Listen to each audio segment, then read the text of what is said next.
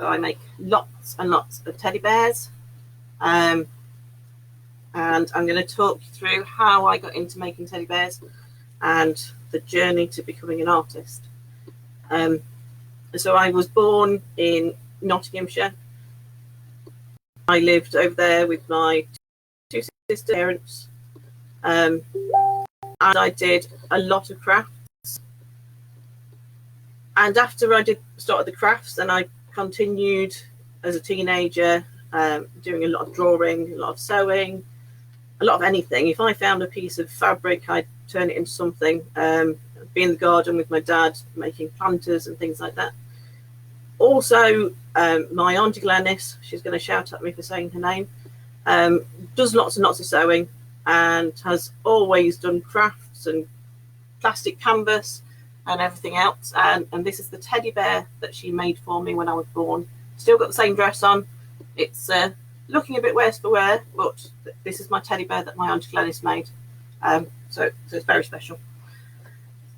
I have done lots and lots of different craft things throughout my life, and anybody that knows me will tell you that I've done so many different crafts that they never thought I was going to stick to one.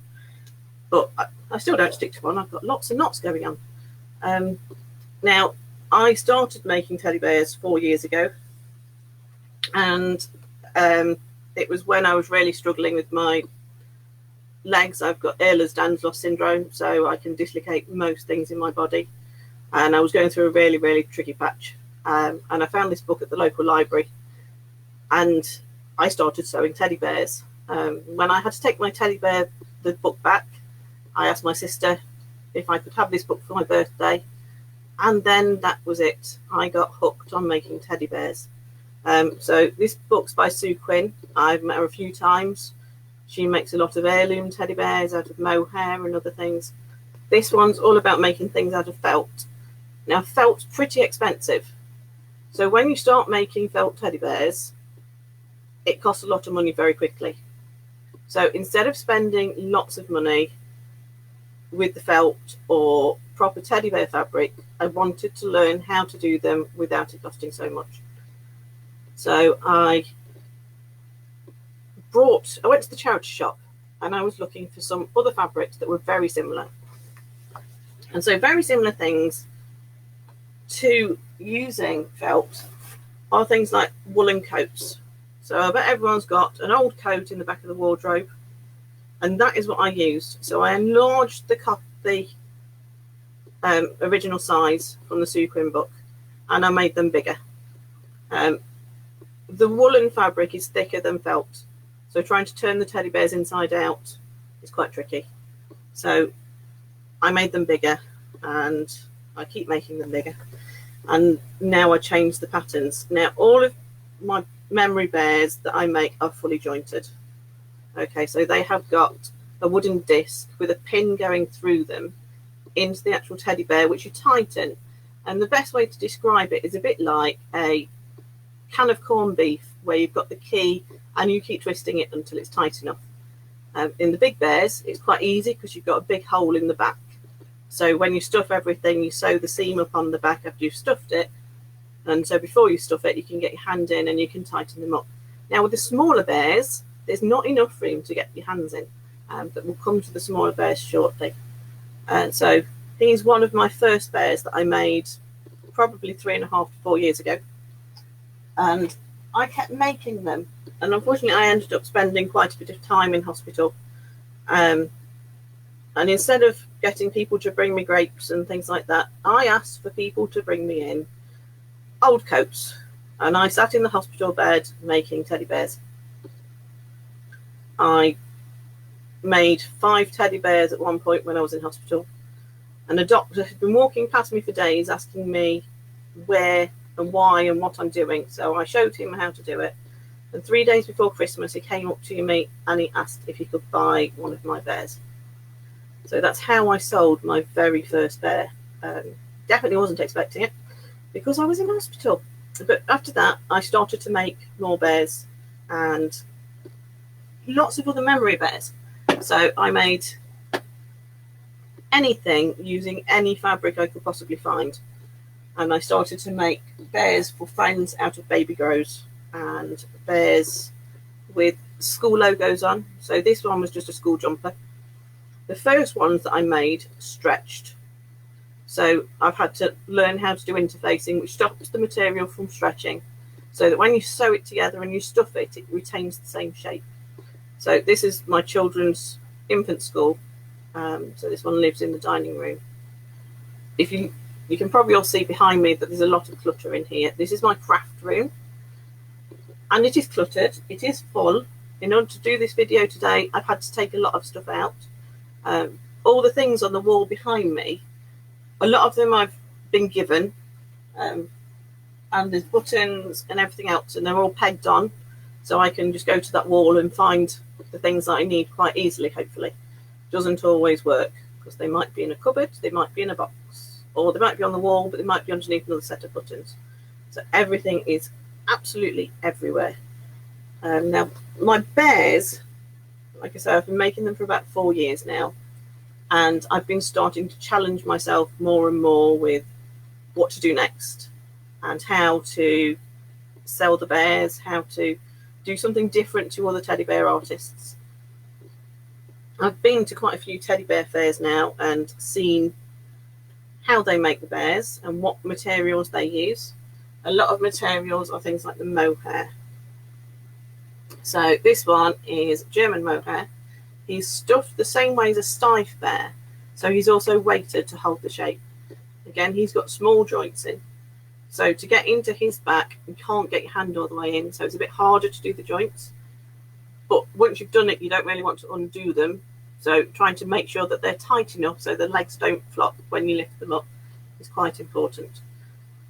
So he's one that I was asked to make, and all the details on that bear have been hand coloured, and I can add any details, and paws, eyes, noses. They can even have an injury on the leg.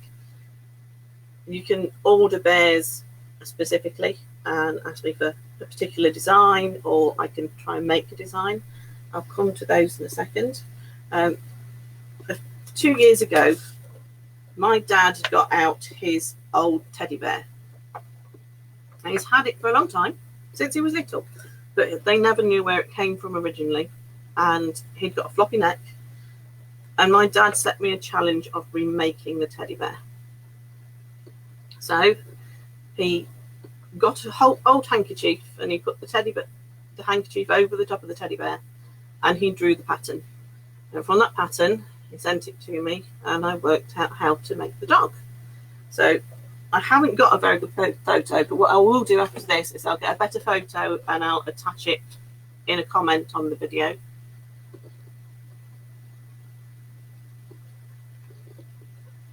It's all right, I'm trying to read the messages. So here I've got the first copy of the dog that I tried to make. This, we believe, is a Farnell dog from the First World War. Now, my dad's dog has got a very floppy neck, and it's worn in places. And when we were trying to remake it, we noticed that it's got a few holes in it. So we fixed the holes. And inside the dog, we found feathers and straw and some pieces of muslin. So we believe that whoever's dog it was originally has obviously fixed it. And the materials that were inside it would show something like being made before the First World War, and then possibly being fixed in a military hospital. So the muslin that was then stuffed in to fill it up again could correspond with that, and so it could have been fixed in a hospital. We don't really know. The dog doesn't talk, and we haven't got much more information. So I made this one. This is out of a piece of upholstery fabric, and I was given the upholstery fabric for free. And so when I make bears of my own design, I will use anything so that I can try the pattern out first before making it in mohair and other things like that. So after I made this one and I was happy with the shape and the mouth, I progressed and made this one. Now, this one was one of the most expensive pieces of mohair that I've ever bought. Half a metre was £40. And so if I go wrong with this mohair, I get quite upset. So I have to make sure that I put it with the fur going down and make sure the centre of the head goes backwards. And this one I put on wheels. The first one of my dad's isn't on wheels. However, we decided that they look quite like the old toys. And so I got these wheels from the charity shop. I can't resist charity shops. The wheels are about 5p each.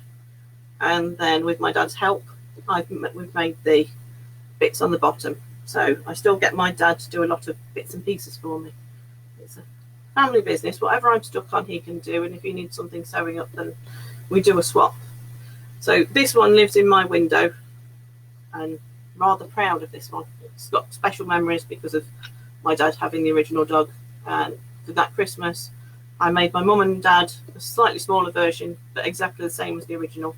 And I made myself and my sisters a smaller dog. So we've all got one. So I'm just checking on my list. I was only asked to do this at 2 o'clock. So I'm trying to stay calm and focused. So after I made the dog and I got confident enough to experiment with patterns, I got a bit too confident, I think, because I took some photos of my sister's dog. Now, I don't know how well this will work, but here's the photos of my sister's dog, Bella. Okay, so she's a dash hound with long fur. And so I started to make the pattern. Now, making a pattern sounds quite easy. But when I made the first pattern of this dog, the ears were the wrong shape. The head looked more like a duck. And then the next head looked like an old man. And I think in the cupboard, I've got about 6 different heads before I got this dog right. And so he's fully jointed. Again, it's tricky to get the joints when the body's so long. The leg joints and everything else will move. And the real one has got a proper tail as well. This was just my experiment. Again, an old piece of upholstery fabric that a friend gave me. So I've made the dog. The dog that I made is currently in the Artcore building in the centre of Derby. I was asked to put my work into an exhibition at the end of February, March time. And it was the first exhibition I was in. And my work is here at the bottom. So you can just see the dog, the niffler and the chocolate teddy bear. So they're made out of recycling things. So they're currently in the centre of Derby, locked up in the building. But we will get them back and we will be able to continue with the exhibition. And so all that's over there. So I now make everything. Now, one of the things that I've already said about making is I upcycle. Now, I upcycle anything. So when you're eating your next packet of Wotsits, other varieties of crisps are available. I can turn them into a teddy bear.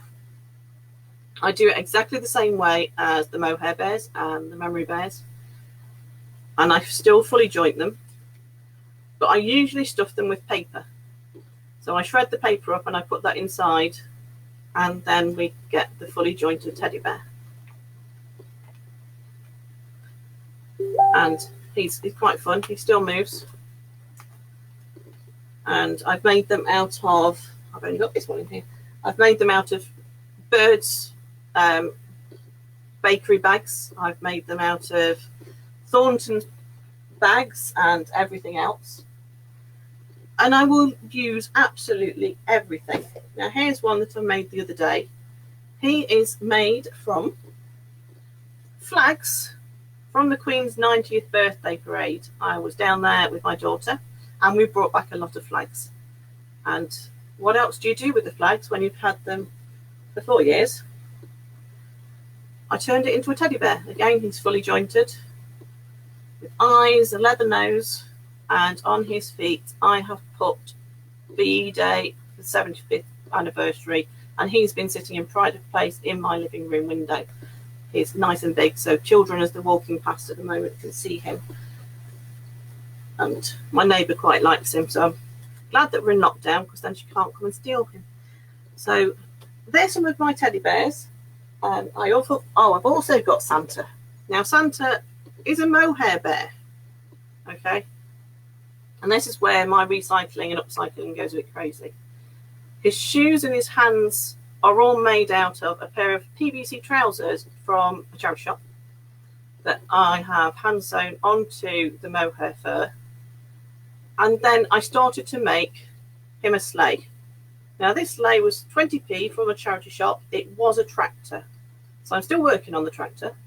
And he's going, hopefully, to have some reindeer to go with him for next Christmas. Not that I'm planning Christmas yet already. My family knows I definitely will be. Now, I do a lot of work around the local community. I help out at a Make It Mend It group at the local school, where we make things with anything and everything. And it's probably there that have got me into all this sewing bug a bit more, and upcycling and recycling and making things. Now, as part of the Make It Mend It group, my daughter, before she left junior school, she made this bag. Okay, the bag was made from a pair of shorts, a pair of jeans, and an IKEA bag. And she hand sewed some of it and did some on the machine. Now, with this, she won a prize, and we've still got the prize. And I'm now teaching how to make bags out of shorts and skirts and jeans via the Zoom internet channel, where I teach a group of people how to upcycle things at the moment, because we can't do it in the main building, so we're having to do it remotely. It is proving slightly tricky, but we are getting there. So this week we're making nice bags out of clothes. So a pair of jeans that we're fully lining, and we're going to put a handle on them, and we're going to teach how to do it without spending any money. Because of all the isolation at the moment, we can't go out and buy new materials. So we're trying to show how to make things using the materials that they have. Another thing I've done at Artcore is I've taught wall hangings. So this is my Lowry 24 steps picture, all hand sewn and all upcycled. I've even got the people walking up the steps. And so on here I've used curtain lining for the backing, a t-shirt and an old coat, and then everything else is just hand stitched. And that is living in my bedroom at the moment. I do all sorts of crafts. And the other day I found, well, a friend posted a picture from this book. Now, this book, I don't read much. I'm not a big reader. However, this book has got step-by-step how to sew everything. And as you work through the book, you've got all the patterns as well. And it shows you how to do every single stitch. And it's taught through poetry and very short chapters. So it's ideal for children. And as I'm a big kid and I collect teddy bears and make teddy bears, then the book's perfect for me. There's also varieties of this book that are for crochet and baking and other things as well. It's called the Mary Frances Sewing Book, and it's got some fantastic illustrations in. And this one has, it's also got all the patterns. All the patterns available and all the designs. So I'm working my way through it slowly. So I now need to make a 16-inch doll to go with that book so that I can dress the doll. Here's an elephant that I've started. This is my own design. So I've just used a piece of upholstery fabric because it's nice and stiff and it doesn't tear or fray that easily. Now I'm just checking the time. Yesterday I got a lovely email that turned shielding upside down and made things slightly more manageable. I've been awarded Art Council funding. I'm going to be using it to make a large wall hanging to show how I'm affected by shielding and the people that are helping.